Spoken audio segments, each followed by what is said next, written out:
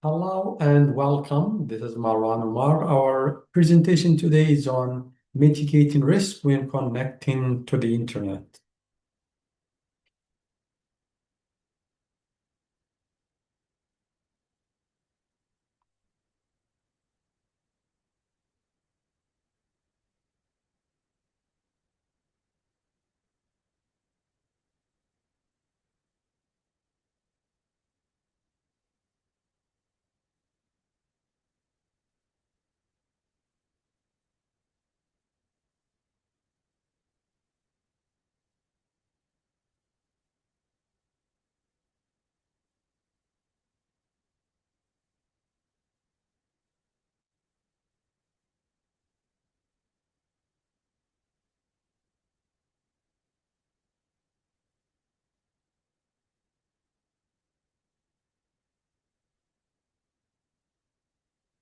All right, so mitigating risk when connecting to the internet, we are going to talk about how to identify and mitigate web application risks, threats, and vulnerabilities, and some of the threats that exist on the internet. What are vulnerabilities? How are vulnerabilities exploited on the web?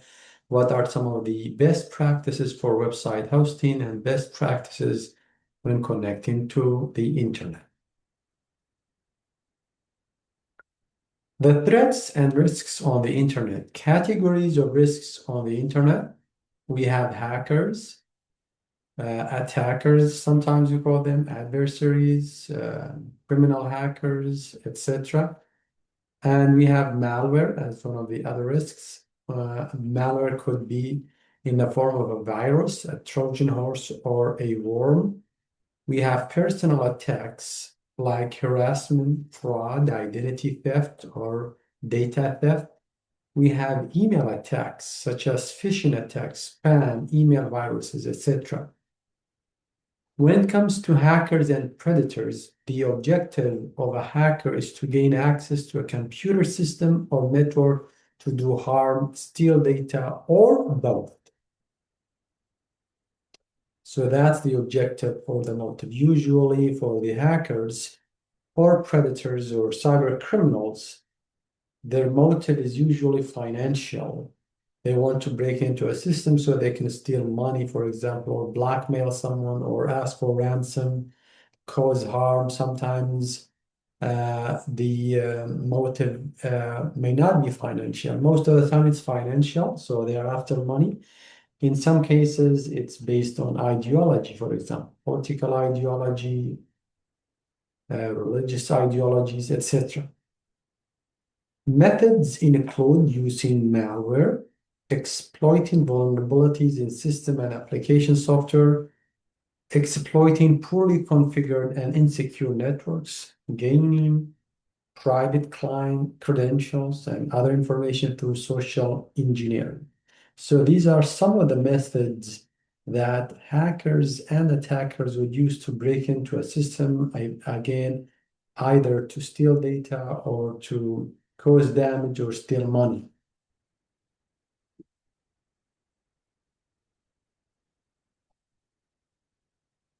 We are looking at the relationships of hackers to other elements on risk. So you can see here on the top, we call them again hackers or attackers. Sometimes you call them adversaries, cyber criminals, etc. And they are divided into two separate categories or distinct categories. We have hackers who are outsiders, so they come from the outside. They don't have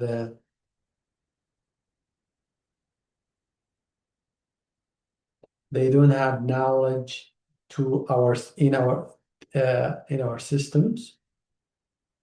And okay, it's not this one, it's the other one. If it's this one.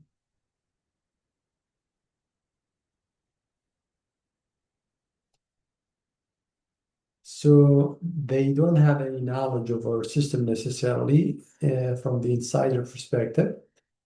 And these are subcategorized into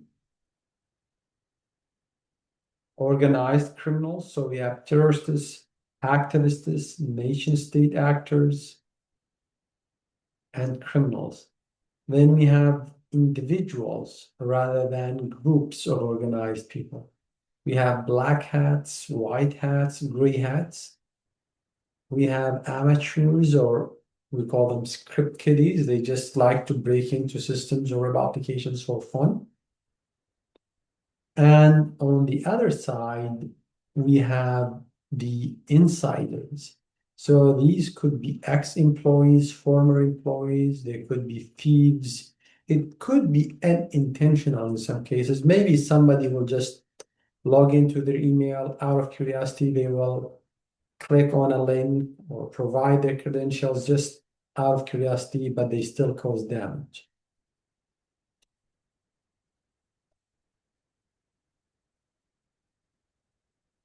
The threats and risks on the internet again continued. Hackers and motivations. We have white hat hackers, black hat hackers, gray hat hackers, cyber terrorists, sponsored hackers. These could be state-sponsored hackers, hacktivists, script kiddies for fun, hobbyists. They're doing hacking and they're breaking into a system for fun as a hobby. Common motivations for hackers: personal agenda, financial, after money, sponsored or cyber warfare by state or government, foreign government, corporate espionage to steal intellectual property and trade secrets, organizational agendas, resource theft. So these are some of the motivations, common motivations for hackers to break into web applications.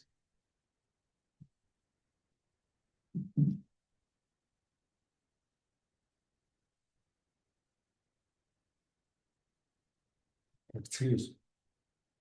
Hacker attacks. The motivation and technology dictates the choice of type of attack. The attack method fits vulnerabilities of the targeted system. So they're looking for specific vulnerabilities. Then types of attack methods: password attacks, which are brute force dictionary, hash injection, backdoor attacks, man-in-the-middle attack, denial of service attack, such as ping, flood, distributed DOS, or DDoS attack, as we call them. For the malware, is considered the umbrella term that covers many kinds and types of software. It's just a very broad term. Developed for sole purpose of harm, may be dormant for a long time before becoming active. Early forms were hoaxes and pranks. This is an example of a hoax that simulated erasure of data from a disk. Warning: all data on non-removable disk device C will be lost. Formatting C 100% complete. Clean disk setup program. F disk option successfully erased disk. So this was an example of a simulated erasure of data, and this was a hoax. Common forms of malware, again, we have viruses, which are malicious programs that can only spread by attaching or inserting itself into a document or file created by software that supports macros, which the virus needs to execute its programming. Worms, a self-sufficient program with the ability to replicate itself from one computer to another unaided. Attempts to exploit operating system or system software vulnerabilities. Then we have Trojans, which are disguised malware that appears to be something desirable so that you will download it onto your system, bypassing countermeasures that may have stopped it. Not a virus, although commonly referred to as such.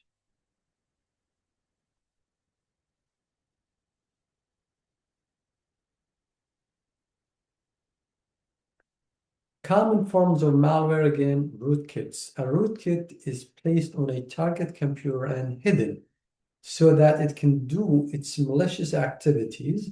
such as stealing and transferring data files, key logging, or a communication log, undetected. So it hides itself so that it can do malicious activities.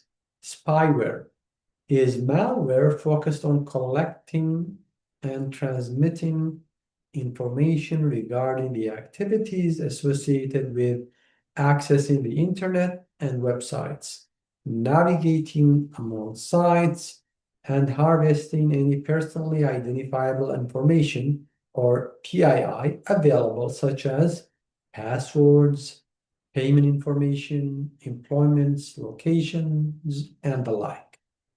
And then the last type of common malware is called ransomware, which is a form of malware that disables any access to a targeted computer data until a ransom is paid. Very common these days.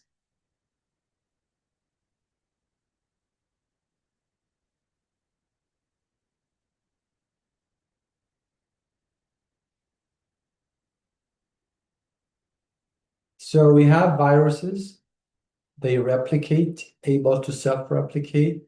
Host required, it needs a host program to propagate.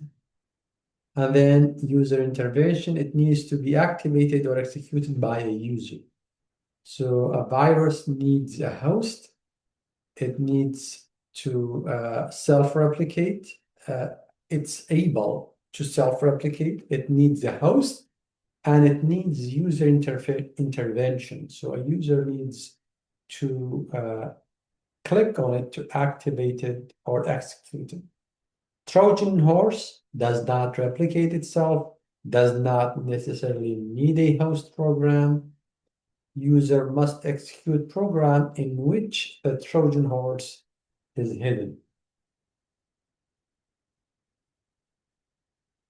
We have worms, again, self-replicate without user intervention, self-contained and does not need a host, replicates and activates without requiring user intervention.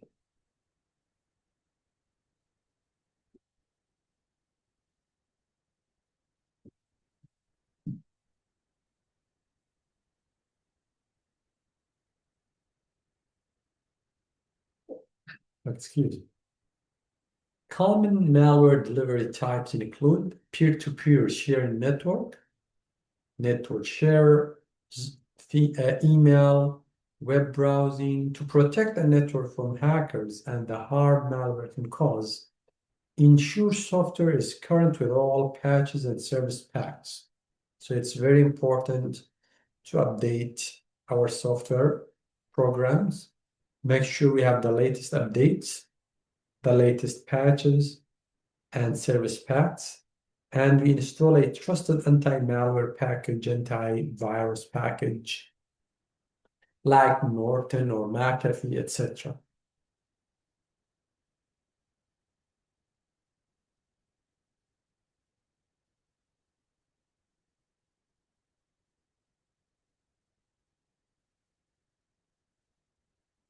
Vulnerabilities and exploits to defend systems and networks.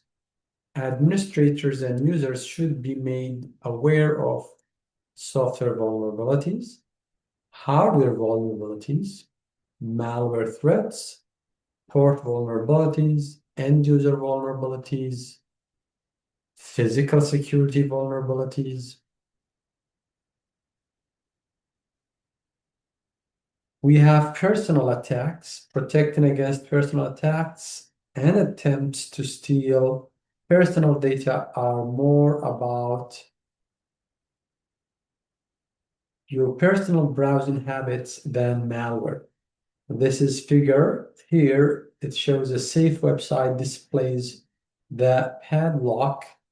This is the padlock symbol and uses a secure version of HTTP. The secure version of HTTP here is called HTTPS, or Hypertext Transfer Protocol with Secure Shell. So S is the security here, for security.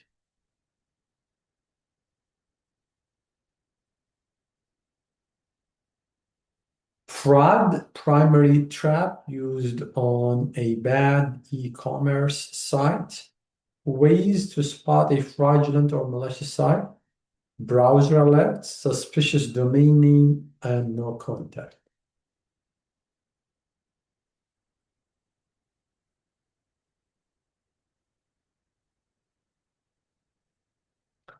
ICANN domain and IP address lookup service.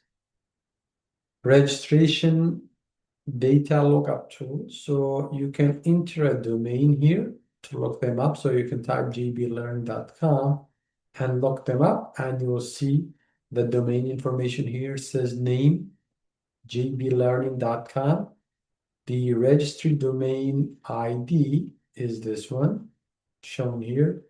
Domain status, it says client transfer prohibited. Name servers, these are the name servers, the dates, registry expiration, and created in 2006.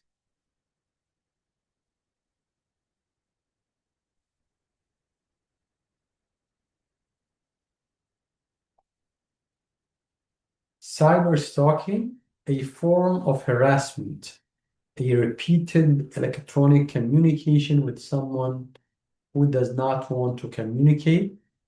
It includes repeated offensive emails, instant messaging, spamming, impersonating friends or colleagues, creating hate sites or false online dating ads, stalking target on social media sites,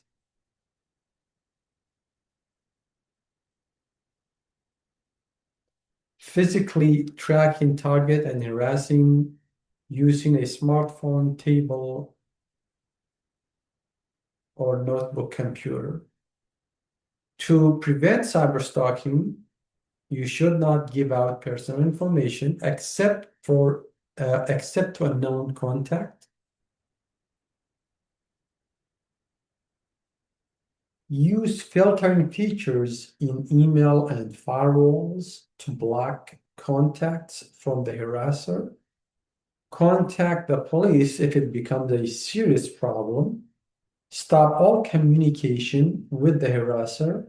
Block the cyber stalker from social networking sites and only add trusted friends.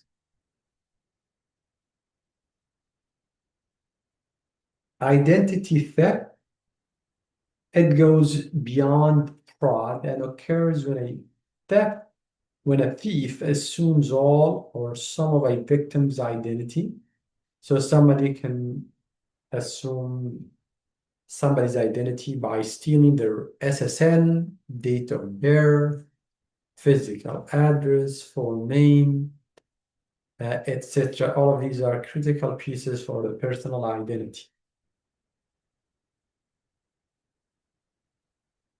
It uses your personal or financial information without your permission. Use caution regarding to whom your personal information is given and why it is given. Keep documents that contain PII locked up.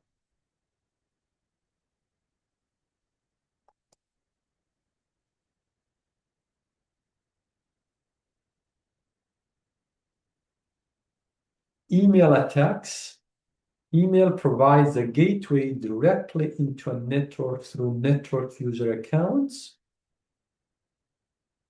Personal methods to prevent email attacks include not doing the following: opening unsolicited emails, unwanted or unknown attachments, sending personal information, giving your email address to a stranger, replying to spam, forwarding chain letters. Technical methods for preventing email attacks include using email checkers or filters to perform the following: email tracking, keyword filtering, legal disclaimer, email blocking, message priority, and message archive. Online risks and threats. Keep applications and operating systems updated, as you mentioned. Use trusted antivirus, anti-malware, or anti-spyware. Applications, ensure the applications are up to date. Protect portable devices such as smartphones, tablets, and other portable PCs from theft and password. Protect and encrypt all data to ensure that should it be stolen, it cannot be read. Secure wireless access points and other gateway devices. Use properly configured gateway, edge, and perimeter protection, such as firewalls, intrusion detection system, and intrusion prevention systems and routers. Website hosting. There is external web hosting that is offered by web hosting providers. Disk storage space, available bandwidth, technical support.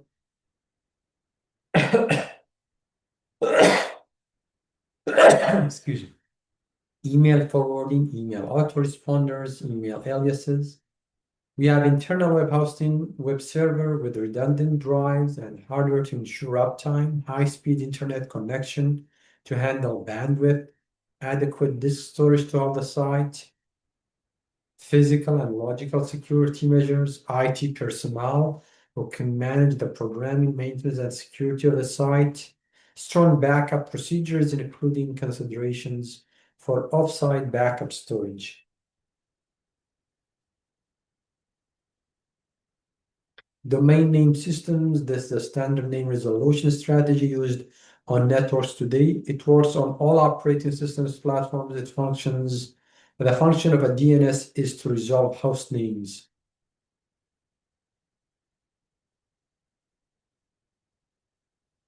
Common top-level domain names and their intended purpose. If it's .com,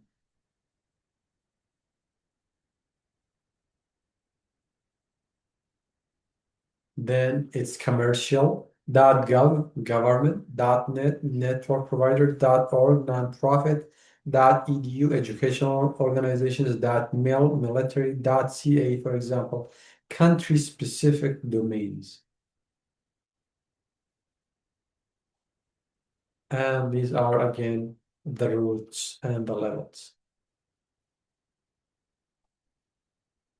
Best practices for connecting: use secure passwords, report cybercrime, protect personal information, and use data encryption. That brings us to the end of this presentation. Thank you.